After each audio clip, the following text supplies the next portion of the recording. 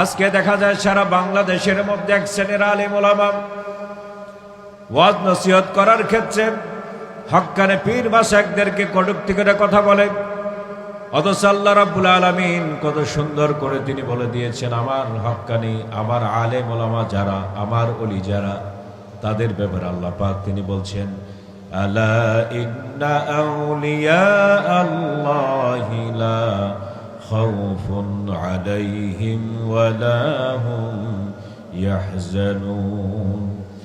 আমার ওলি যারা হবে, আমার সিলেক্টেড পারসন যারা হবে, দুনিয়াতে তাদের কোনো ভয় নাই, আখিরাতে তাদের কোনো চিন্তা নাই।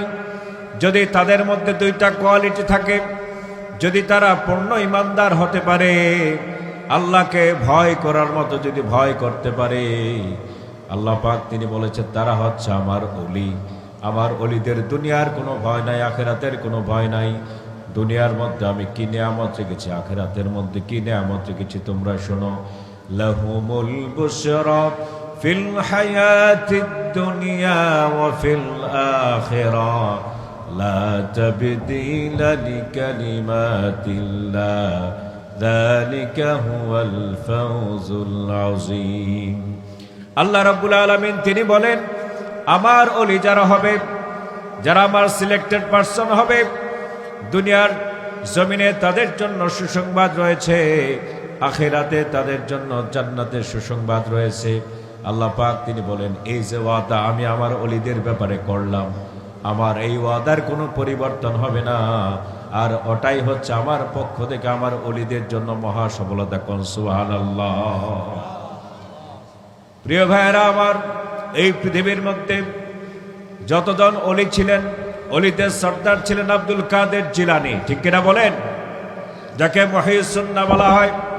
এই আব্দুল কাদের জিলানীর বাবা আবু সালেহ মুসা জঙ্গি রহমতুল্লাহ আলাই, তিনি আল্লাহকে পাওয়ার জন্যে বাড়িঘর ছেড়ে দিয়েছেন, জঙ্গলে তিনি থাকতেছেন স্রষ্টাকে পাওয়ার জন্যে।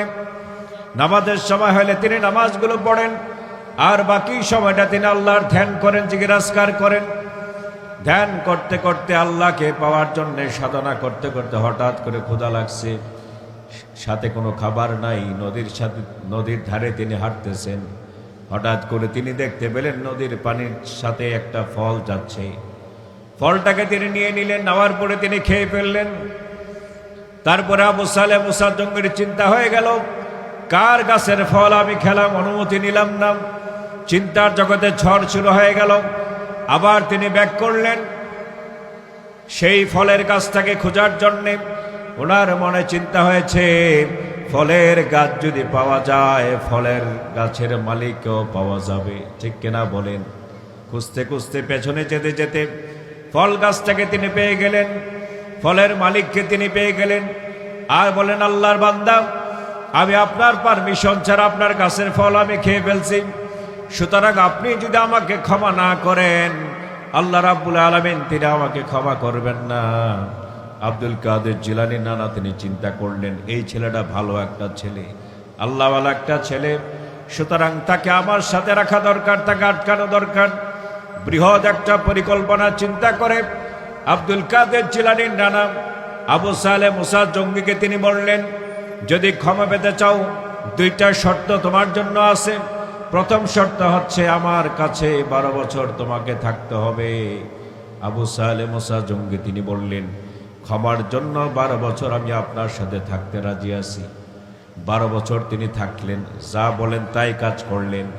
12 বছর যখন হয়ে গেল, আবু সালেহ মুসা জঙ্গি আব্দুল কাদের জিলানীর নানার কাছে তিনি আসতে বলেন হুজুর, আপনার কথা মতো 12 বছর আমি আপনার সাথে রয়ে গেলাম, এখন আমাকে ক্ষমা করে দেওয়া যায় নাকি?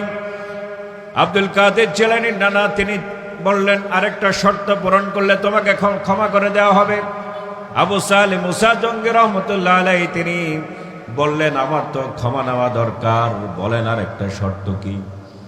আব্দুল কাদের জিলানী নানা তিনি বললেন আমার এমন একটা মেয়ে আছে, যে মেয়েটা চোখে কম দেখে, কানে কম শোনে, কুশ্রী ল্যাংরা, আমার মেয়েটাকে যদি বিয়ে করো তারপরে আমি তোমাকে ক্ষমা করে দিব। আবু সালেহ মুসা জঙ্গি তিনি চিন্তা করলেন আমার ক্ষমা নেওয়া দরকার, আমার কি নেওয়া দরকার? কারণ আপনি যদি আমাকে ক্ষমা না করেন আল্লাহ রাব্বুল আলামিন তিনি আমাকে ক্ষমা করবেন না। শর্তে তিনি রাজি হয়ে গেলেন। বিয়ে শাদীর আয়োজন হয়ে গেল। তিনি যখন বাসর সজ্জায় গেলেন, যাওয়ার পরে তিনি দেখতে পেলেন সুন্দর একটা রমণী দেখা যায়।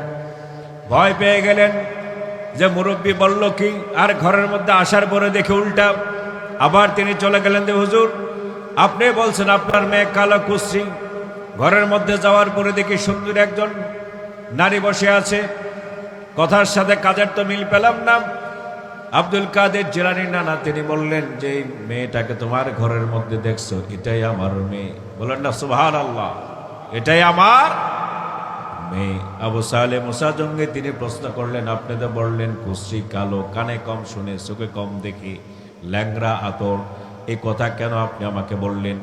প্রিয় ভাইয়েরা আমার, আব্দুল কাদের জিলানী নানা তিনি বললেন, আমি তোমাকে কানে কম শুনে এই কথা এই জন্য বলেছি, কেননা আমার মেয়ে আজ পর্যন্ত পর পুরুষের আওয়াজ তার কানে শ্রবণ হয় নাই, সে শোনে নাই, এই জন্য বলেছি সে কানে কম শোনে।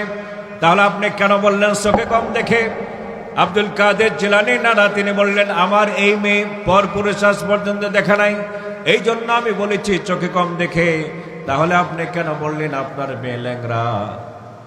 আব্দুল কাদের জিলানী নানা তিনি বললেন, আমি আমার মেয়েকে ল্যাংরা এই জন্য বলেছি, আমার মেয়ে ঘর ছাড়া আজ পর্যন্ত কোথায় সে বাহির হয় নাই। বলেন না সুবহানাল্লাহ। তাহলে আপনার মেয়ে কালো কুৎসিত। আব্দুল কাদের জিলানী নানা তিনি বললেন, আমার মেয়েকে কালো কুৎসিত এই জন্য আমি বলেছি, কারণ আজ পর্যন্ত আমার মেয়েকে পর পুরুষ তাদের চক্ষু দ্বারা আমার মেয়েকে আজ পর্যন্ত দেখে নাই, এই জন্য আমি বলেছি আমার মেয়ে দেখতে কুৎসিত। কোন সুবহানাল্লাহ। বিয়ে শাদী হয়ে গেল। আর ওই সতী সাধ্যে রমণীর গর্বে জগৎ বিখ্যাত একজন আলেম তৈরি হয়ে গেলেন, আল্লাহওয়ালা হয়ে গেলেন। নাম হচ্ছে আব্দুল কাদের জিলানী। সুবহানাল্লাহ বলবেন না? তাহলে বোঝা গেল মা যদি ভালো হয় সন্তান ভালো হয়, বাবা যদি ভালো হয় সন্তান ভালো হয়। ঠিক কিনা বলেন?